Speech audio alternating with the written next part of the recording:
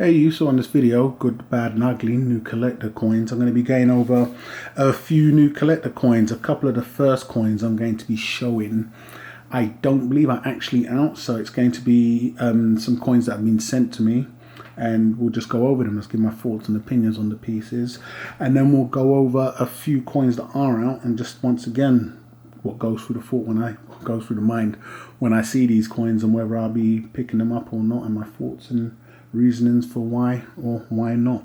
So we'll jump straight into this, showing this first coin off. Now this is, I believe, going to be a new bullion range series from the Perth Mint. Now I'm not sure it's going to be an ongoing thing, but what you can see there is the super pit. I believe they're gold mine in the background, and they're bringing out a gold and silver coin themed after the pit, so after the gold mine, where they get a lot of their gold from the Perth Mint, obviously. Now I know they are gold miners, so them doing a themed coin of like this is not strange. I believe they had the last one out was the nugget coin, so I think this is going to be along the lines of that. So it could be somewhat of a stocking filler, semi low premium gold and silver pickups for anybody interested, or just, you know, that's their thing. So we can see, we can zoom in a little. I've got some more images on it, but those are the coins there. My thoughts and opinions straight off the bat: seems to be a lot of stuff with the lines recently. So you had the Hawkins coins, just, you know, very minimal, but it speaks volumes. I think they're okay for what they are. You're not looking at something that's going to go on to do fantastic and appreciate wildly.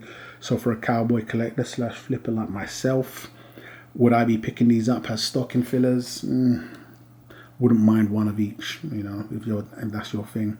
Get more in-depth images here, so we can see the obverse and the reverse here on the gold. So I believe mintage on this here is going to be 15,000. So once again, you're not going to be looking at nothing major or mega here. If you wanted to pick up a somewhat of a low premium gold coin from a real good mint that produces quality stuff, then this could very well be up your lane. It's just going to be along the lines of their kangaroo coins, which are technically the nugget coins.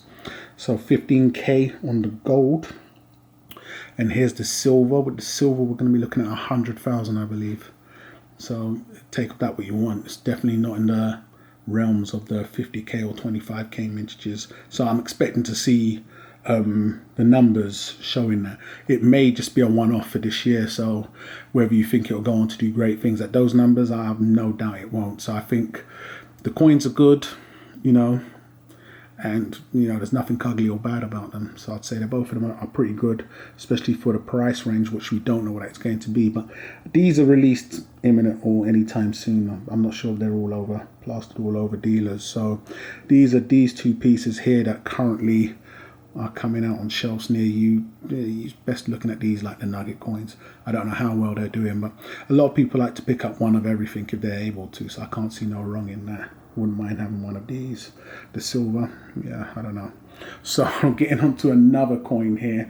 It's going to be a coin that was sent to me of someone on the silver forum, just asking my thoughts and opinions on the design, as I've never been into any of the Korean mint releases. I just wanted to see how well they would do in the past. I saw the first, I believe it was the Chiwu one done on today, great, but then the mint and got into bed with the dealer, and it just went downhill from there for me, you know. So straight off the bat, the Tiger release, I think I've seen a Tiger image like this before. It may have been from them, but this 2019 up and coming release, or it may be out now, looks fantastic. It's a stunning piece. It's a very good design. Very good design. I do like it a lot. I think it will sell well just off of design alone. I don't know what the mintages are. I think some people who were last commenting that was involved in this were a little frustrated about the quality control on some of their coins. I believe it was on the quarter ounces and the 1 ounces. I'm not too sure which ones were very hard to find, but I think up to date they've done fantastic designs on these coins. It's just I've steered clear of them as I wanted to see and get a lot more. And just with a lot of the tactics they was doing, I didn't see no potential in it for myself. But design wise, I think it's a stunning design. You know, I could see why somebody would definitely want to get one of these regardless of what the situation is. So that's my thoughts on that there. Taking a look at, you know, the back and the front of the piece there. Here it is. If I'm not mistaken, I think they've done an image like that before, because I've seen an image before where we've had the optical illusion of the tiger clawing through the piece there. Absolute stunning design. It shows that, you know, if you want to do it, it's not that hard to do if you're ready to just, you know, step it up a little. Not sure if this is released or when it's coming out, but just giving my thoughts and opinions on that. I know the Chi Wu coins have a new release out. Again, something I haven't really been into, but it just may be this time of the month for these guys when they're dropping their coins. But stunning piece. Not for me. Let me know if it's for you. I definitely think it's good. You know, nothing bad or ugly about this piece here once again also. So let me know if you guys do go on to pick this up, how it does for you. Let me know what the quality is like. If you've had any issues with those in the past. We'll get into the next coin.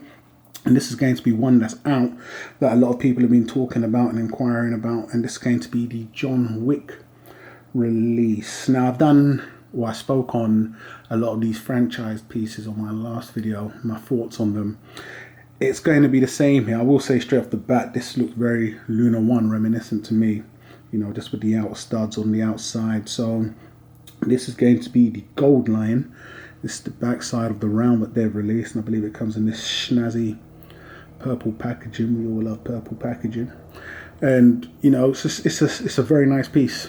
Very nice piece. I think my only, you know, I'd say the design is good. The only bad thing I see about this, which could turn out to be ugly, is one, it's an APMEX exclusive, and two, I think APMEX were very clever on what they done when it came to the mintages on the piece like this. Here's the silver proof also, which I believe, correct me if I'm wrong people, is on a 100 mintage also, which is very unusual. This is why I say APMEX were very, you know, smart when they decided to go with those mintages on this piece. It being a franchise piece, it's on the strength of the movies. You know, I love the John Wick movies. I think I prefer them over the modern James Bond movies. You're getting what you pay for. I haven't seen the new one. The gold is themed in the movie as some form of payment, if I can remember. We've had another movie do that. Looper, was it? I believe IKEA showed a custom poured piece of the gold and silver they use in those movies. Where I think they've, you know, done a little cheeky one here is that I think I don't know how far you could take these pieces, especially themed on a movie which is hit or miss for some. And them going with such a low mintage is expected, but I think it would have been better off, and I believe the gold's a BU, personal opinions here, if they would have gone for something like 1,000 gold BU, 1,000 silver BU proof. That would have been easier. It could have accommodated everybody that would have been interested and maybe gone on to just do what it's intended. I don't see how you can go any further than this in terms of appreciation. There's going to be another one. There's going to be a one-off. It could be too rare for its own good. I think APMEX saw an opportunity here. In reality, you wanted to focus more on the BU, meaning everyone can get one, and thought, hey, how could we do an APMEX special? And thought, let's do 100 on the silver proof and on the gold.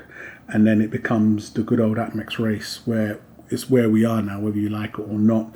It's a race to get the first price, and this is a horrible thing, really. And I know APMEX, being the world's largest gold and silver dealer, do it the best.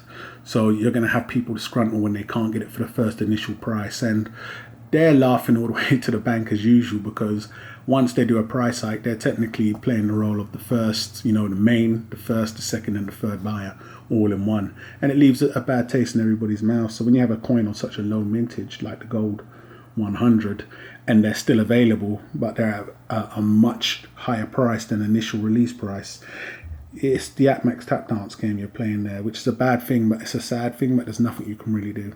That's why I prefer buying from places like the Royal Mint, US Mint, or the mints themselves now that don't, you know, have a habit of performing that practice there. It's always going to be with the dealer. The dealer's always going to say, if I've got 10 and 5 go, I'm going to increase the price on the last remaining 5. It's just dealer tactics.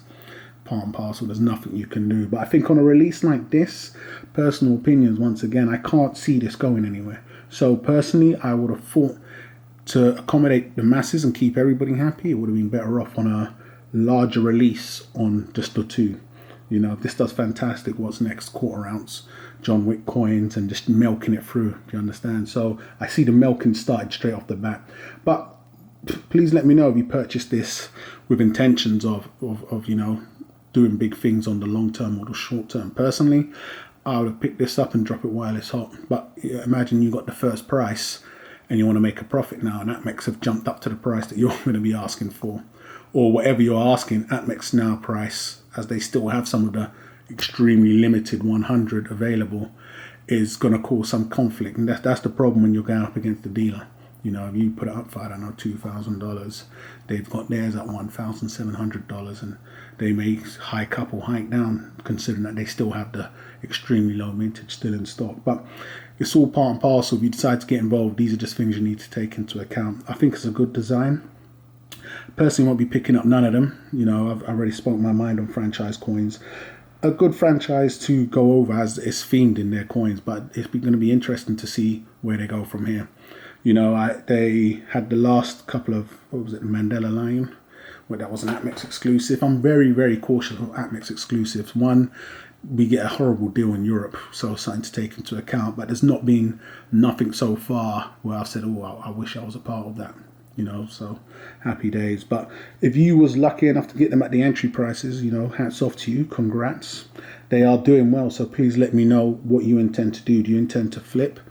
Drop it while it's hot, which is what I would do, or you're going to hold on to the long term. If you're just a pure collector and got these in your stack, congrats, you know, they're stunning pieces. So getting on to the next piece that's currently out, and this is going to be something from the Infamous Ramen, and this is going to be another one of their recent 50p hype bonanza coins. Now this one, straight off the bat, I believe didn't do too well. It could be because a lot of people knew what the design was going to look like. It was out in the annual sets, or just it was 150p too many.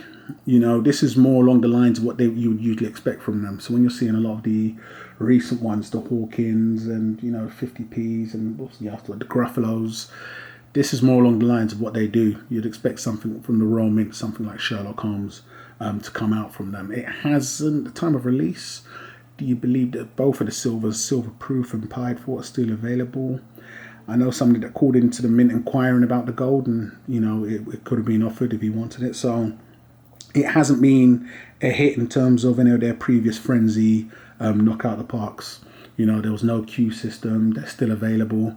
The email and the you know, the promotion packages have been sent out, and anybody can still get them. So I believe they received no death threats from this release. On the gold here, I believe I had a mintage of 600. Why I wasn't involved, it just wasn't for me. You know, I've had, like I've mentioned, on this year of picking up damn near all of the releases, from the Snowman to the Gruffalo to the Hawkins to the 50th anniversary of the 50p's. I would say the worst performance being the Gruffalo in terms of being able to sell for a premium, a profit. And so from there, I've held back and seen what's been released. I fell back for the Beatrix Potter, so the Peter Rabbit coin. That, once again, I would say was lukewarm. Did have a bit of a frenzy on that, and I've held back on these. So I'm picking my punches, but I knew that the previous two just mentioned weren't as hot. You could even say from the Gruffalo, things don't seem to have picked up much steam since then. I know the Hawkins went on to do somewhat of a frenzy, and it's simmerish down. This is the silver proof, which I believe has a mintage of 7,500 total. It's still available on the mint. You can see what's going on back there. I know Holmes is bigger or more famous in certain places than other, but it could be one of those ones that, you know, take a bit of time to heat up. But some dealers currently have them selling at somewhat of a discount or cheaper than the mint. And I believe on eBay, some people are selling them for a lot cheaper than you can pick up. And that's never a good sign, especially when you're looking at it maybe for some type of potential flip, a coin you could pick up, collect the coin, pay a premium for, and sell for a profit. So this definitely wasn't the one, but it can heat up. Royal Mint have a track record of coins being sleepers in the beginning and then picking up steam at a later date. But I'm more than willing to just, you know, watch this one on the sidelines. So that's been those picks there, guys. So we're gonna lock this one off now. So let me know what you think of these designs. Are you in on the John Wick? Do you appreciate or, you know, approve of the practice that is standard from Atmex these days? What do you think of the gold and the silver? Do you think they should just brought them out in a limited run, a smaller mintage on both gold and silver? You know, I believe both are still available. What do you think of this tiger? Are you all in on the Korean Mint or not? And what do you think of the recent upcoming release from the Perth Mint on the standard bullion release? So hate or love it, guys. It'd be fantastic to know your thoughts and opinions on these coins. Go ahead and do that in the comments. Go ahead and subscribe if you haven't done so already. and I'll catch you guys on the rebound.